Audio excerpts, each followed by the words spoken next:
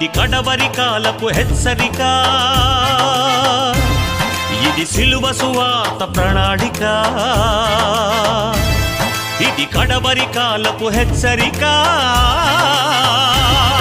ఇది సిలువ సువార్త ప్రణాళిక.